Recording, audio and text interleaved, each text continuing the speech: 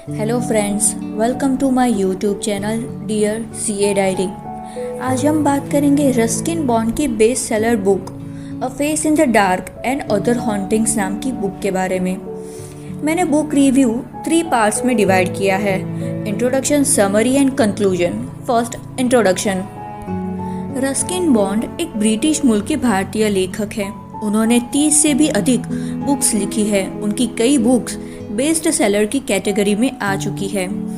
इस बुक में लिखी गई कहानियाँ उनके जीवन में अलग अलग समय पर लिखी गई है। एक बार उन्होंने कहा था कि वे भूत प्रेत में विश्वास नहीं करते, पर उन्हें हर समय हर जगह भूत नजर आते थे। जंगल में, सिनेमा घर में, बाहर भीड़ में, जगह जगह पर। पिछले 5 दशकों में लिखी गई सभी अलौकिक कहानियां इस बुक में मौजूद है। आइए देखते हैं आपको ये कहानियां कितना डराती है। Now second part is summary. इस किताब में कुल मिलाकर 28 कहानियां हैं जो छोटे छोटे इंसिडेंट पर आधारित है। उनकी समरी मैं आपको बताती हूँ।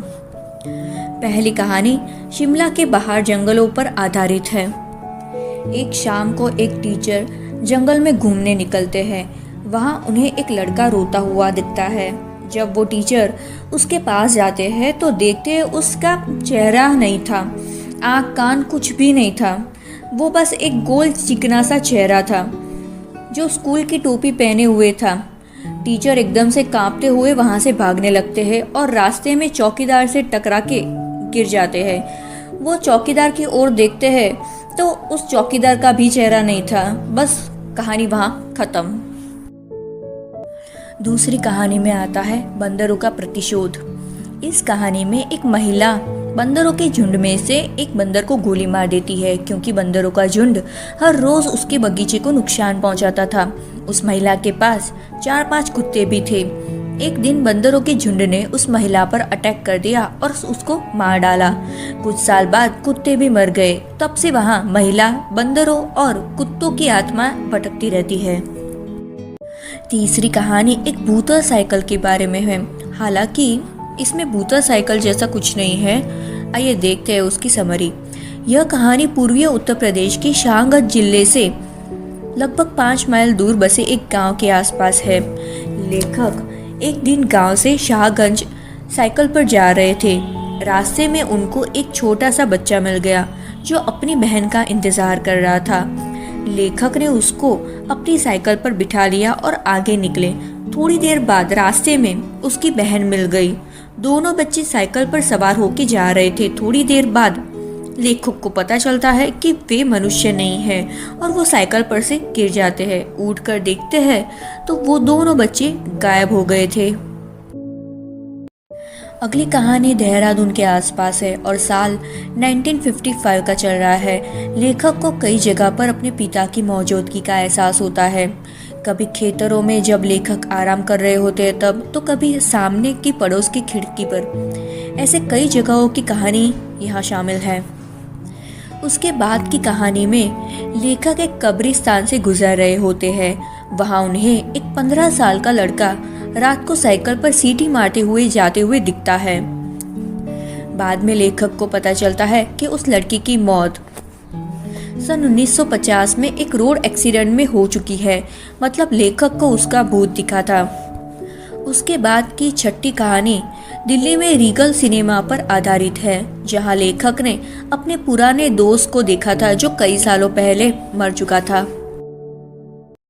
यह कहानी गंगोत्री के आसपास की है, जहां कुछ दोस्त एक रेस्ट हाउस में पिकनिक मनाने के लिए ठहरे हुए हैं। यहाँ लेखक को नदी के ऊपर एक पुल पर से लड़की का भूत दिखाई देता है, जिसकी मौत सालों पहले इसी पुल पर से कूदने की वजह से हुई थी। घर जाते समय लेखक आखिरी बार उस पुल पर टहलने आते हैं। तब उसके एक दोस्त की बीवी भी उसी आत्मा की तरह पुल पर से छलांग लगाकर डूब जाती है। एक और कहानी में लेखक की मुलाकात एक महिला से होती है जो एक भूत होती है। कई सालों पहले उसकी पसंद से शादी ना होने की वजह से उसने एक पेड़ से लटककर खुदकुशी कर ली थी।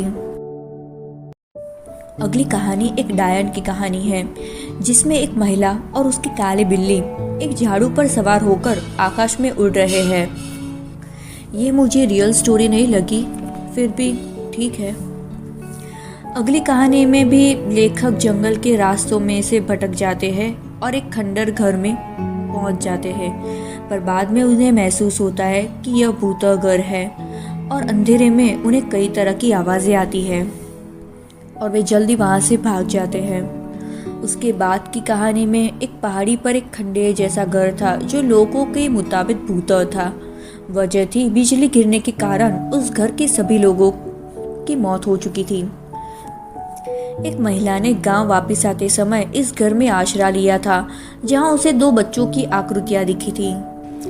अगली कहानी एक पुराने पेड़ के पास की आत्मा की कहानी है। जो बगीचे में एक कब्र थी उसकी आत्मा थी। अगली कहानी में लेखक परियों की बात करते हैं जो महज 2 इंच लंबी थी। उन्होंने परी टिब्बा नाम की जगह पर इन परियों को देखा था।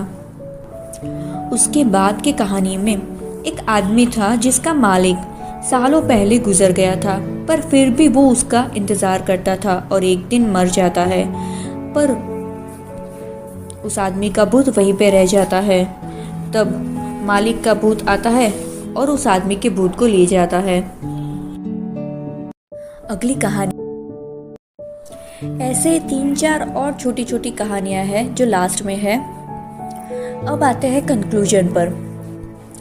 तो ओवरऑल देखें तो इस किताब की कहानियाँ बिल्कुल भी डरावनी नहीं है।